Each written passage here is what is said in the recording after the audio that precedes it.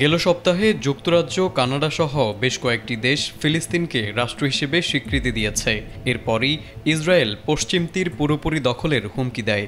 এমন উত্তপ্ত সময়ে জাতিসংঘ অধিবেশনের ফাঁকে মুসলিম বিশ্বের নেতাদের সঙ্গে গুরুত্বপূর্ণ বৈঠকে বসেন যুক্তরাষ্ট্রের প্রেসিডেন্ট ডোনাল্ড ট্রাম্প। বৈঠকে তিনি প্রতিশ্রুতি দেন, ইসরায়েল যেন পশ্চিম তীর পুরোপুরি দখল করতে না পারে সে বিষয়ে যুক্তরাষ্ট্র সক্রিয় ভূমিকা নেবে। সংবাদ মাধ্যম সিএনএনকে মার্কিন প্রেসিডেন্টের বিশেষ দূত স্টিভ উইটকফ জানান, মঙ্গলবার আরব নেতাদের সঙ্গে বৈঠকে ট্রাম্প প্রশাসনের শীর্ষ কর্মকর্তারা উপস্থিত ছিলেন এবং গাজায় যুদ্ধবিরতি সংক্রান্ত ২১ দফা পরিকল্পনা তুলে ধরা হয়। এ সময় উইটকফ বলেন, আমরা বেশ ফলপ্রসূ আলোচনা করেছি। বিশ্বাস করি এই পরিকল্পনা বাস্তবায়ন হলে গাজায় সহিংসতা বন্ধ হবে এবং ইসরায়েল সহ প্রতিবেশী রাষ্ট্রগুলোর উদ্বেগ দূর হবে।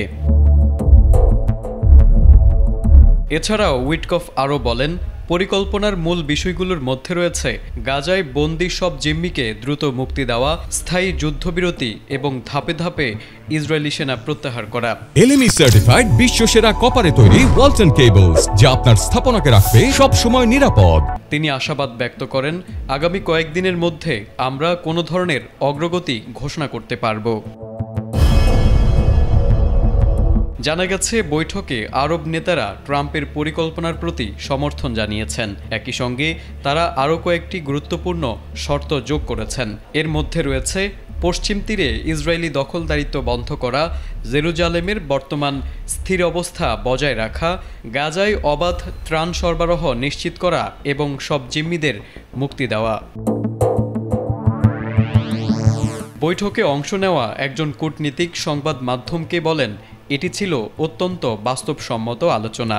এ ধরনের পরিকল্পনা বাস্তবায়ন হলে কেবল গাজায় যুদ্ধই থামবে না, বরং গোটা অঞ্চলে দীর্ঘমেয়াদী শান্তি প্রতিষ্ঠার সম্ভাবনা তৈরি হবে। তবে বিশেষজ্ঞরা মনে করছেন, এই প্রস্তাব বাস্তবায়ন কতটা সম্ভব তা নির্ভর করছে ইসরায়েল ও ফিলিস্তিনের দুপক্ষের প্রতিক্রিয়ার উপর।